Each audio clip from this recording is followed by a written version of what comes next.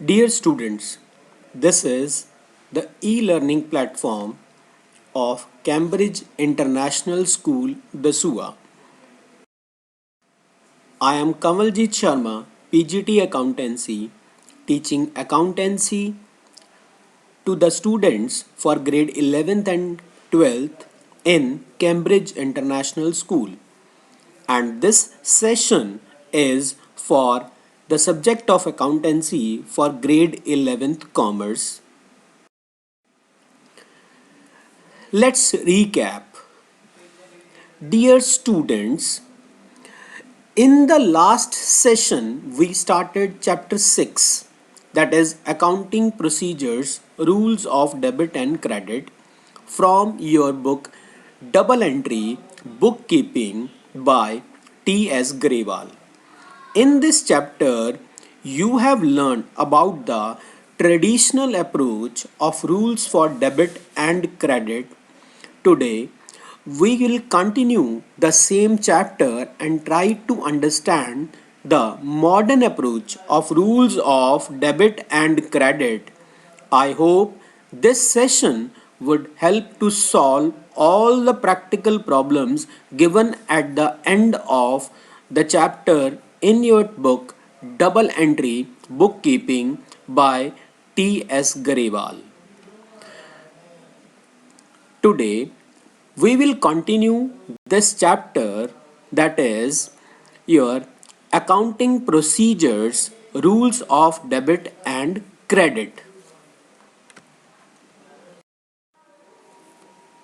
Students, the accounts are classified on two bases, that is traditional approach and modern approach.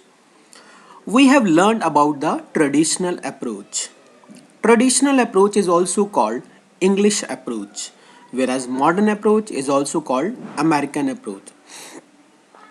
In traditional approach, there are broadly two types of account, personal account and impersonal account. Personal accounts are further classified into natural personal accounts, artificial personal accounts, and representative personal accounts.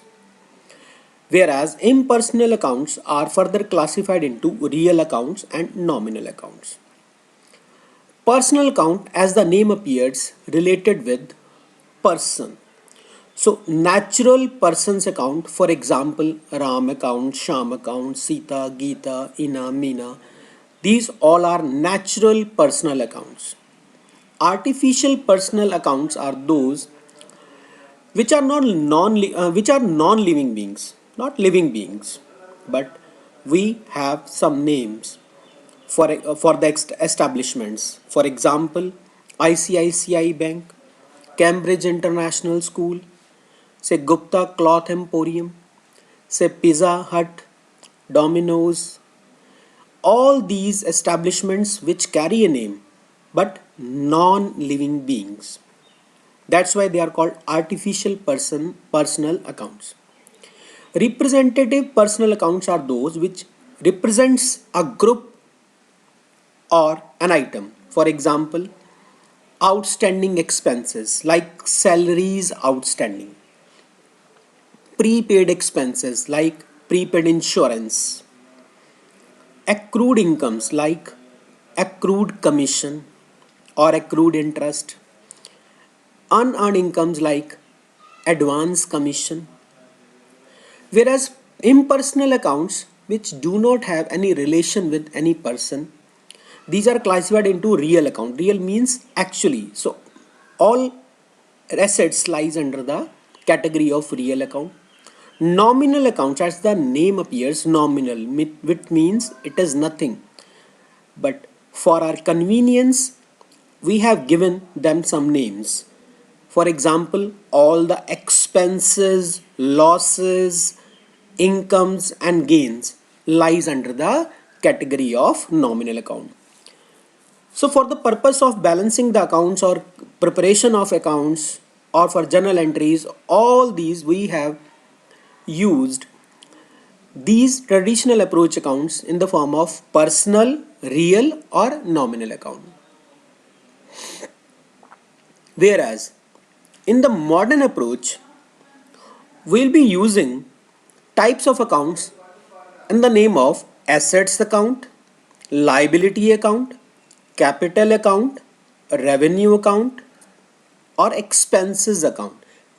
We have categorized into these five accounts. Let us revise the traditional approach. The rule for personal account is debit the receiver and credit the giver. The rule for real account is debit what comes in, credit what goes out. And the rule for nominal account is debit all expenses and losses, credit all incomes and gains.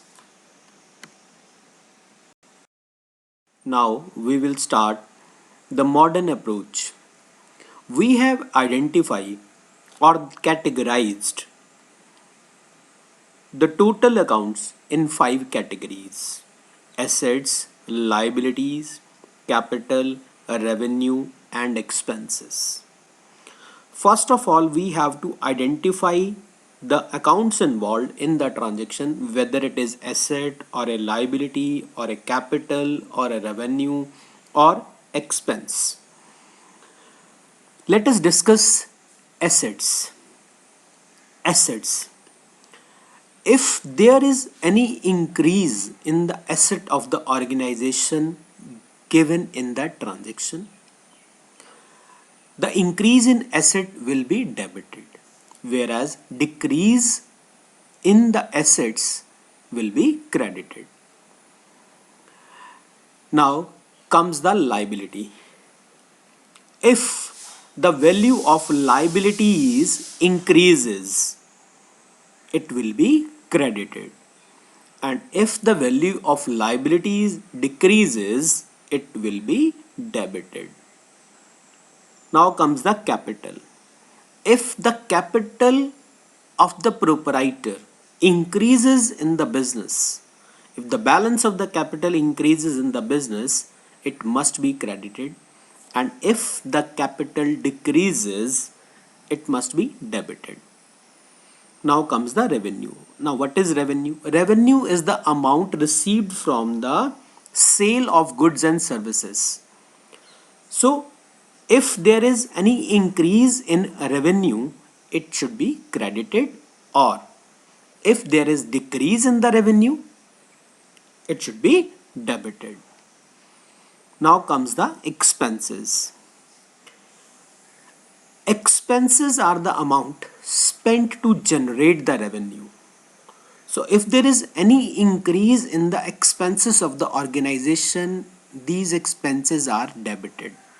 And if there is any decrease in the expenses, it should be credited.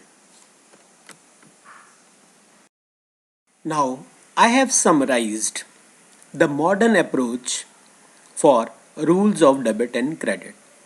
On my left hand side, there are assets and expenses, and on my right hand side, there are liabilities, capitals, and revenues. Let us start with assets and expenses. For assets and expenses, the normal balance is debit. If there is any increase in these two items, it must be debited. Whereas if there is any decrease in these two items, it must be credited. Now comes liabilities, capital, and revenues. The normal balance is credit. If the value of liability, capital, or revenue, any item, is decrease, it must be debited. Whereas if there is any increase in these items, it must be credited. Once again, discuss the rules of debit and credit. In any asset account, debit the increases and credit the decreases. In a liability account, credit the increases and debit the decreases. In a capital account, credit the increases and debit the decreases. In a revenue account, credit the increases and debit the decreases. In an expense account, debit the increase and credit the decrease. Let us take an example to understand this concept. The example number 1 is analyze the following transactions, state the nature of the accounts and state which account to be debited and which account to be credited on the basis of modern classification of accounts. The first transaction is Madhav started business with cash. Madhav is the owner and he started business with cash of rupees 50,000. It means cash comes into the business. Cash is an asset and capital increases because the amount invested by the owner into the business is called capital. The next transaction is borrowed from Naresh rupees 10,000. It means it is the loan taken from Naresh rupees 10,000 means cash comes into the business.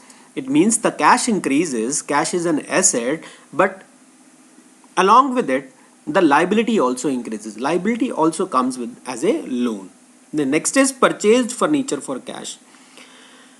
One asset in the name of furniture comes into the business, whereas another asset in the form of cash goes out of the business because furniture is purchased for cash. Furniture comes, cash goes out. It is inflow and outflow of both assets.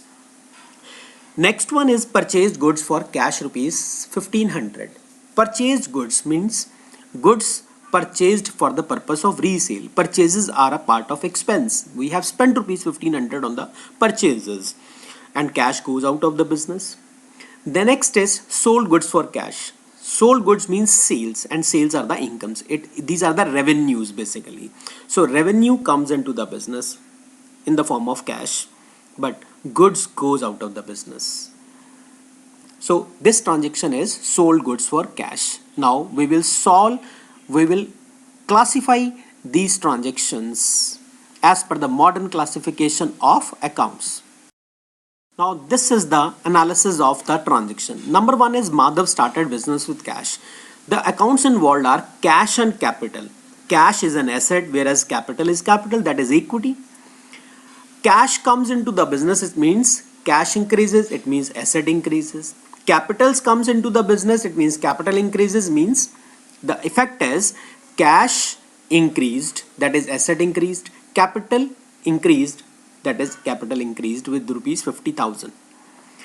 It means if cash increases, if asset increases, it must be debited, but if capital increases, it must be credited. Next is borrowed from Naresh. There are two accounts involved in this transaction, cash as well as Naresh loan account. Cash is an asset, asset increased, it must be debited. Naresh loan is a liability, liability also increases here. So increase in liability must be credited as per the rules of the modern classification. The next is purchased furniture for cash. It means there are two accounts, furniture and cash. Furniture comes into the business, cash goes out of the business. Furniture is an asset as well as cash is also an asset. Furniture comes into the business, it means in business the asset increased in the name of furniture, whereas another asset decreased in the name of cash. So furniture is an asset, asset increases, it must be debited with rupees 2000.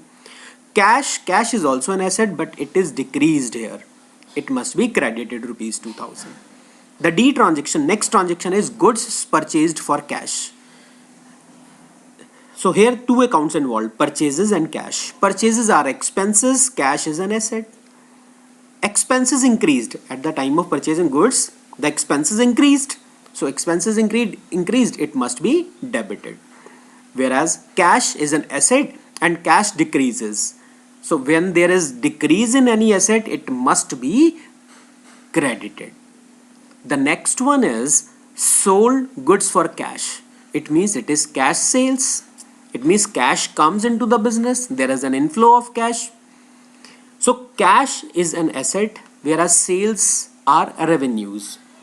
Cash is also increases, sale is also increases. It means asset increases, revenue increases, and as per the modern classification of the rules of a debit and credit, If there is increase in any asset, it must be debited. But if there is any increase in any revenue, it must be credited. So ultimate effect of this transaction is cash is an asset. It is increased, so it must be debited. Sales are the revenues, and revenue increases, and the increase in revenue must be credited. So now comes the conclusion. In this session, we have revised the traditional approach of rules of debit and credit and learned about the modern approach of rules of debit and credit. Today, we also solve an example question illustrating the application of these modern rules. I hope these examples will help you to understand the concepts of this topic more easily.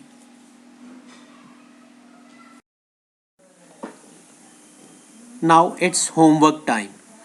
After studying the concept of modern approach of rules of debit and credit, we have done one example of this topic.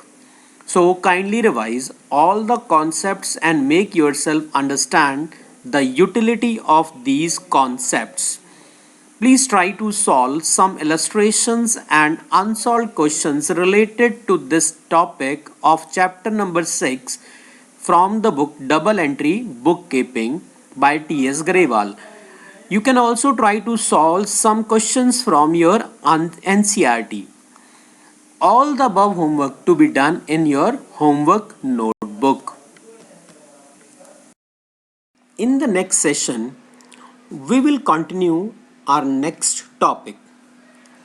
Till then, dear students, to stop the COVID 19, stay home.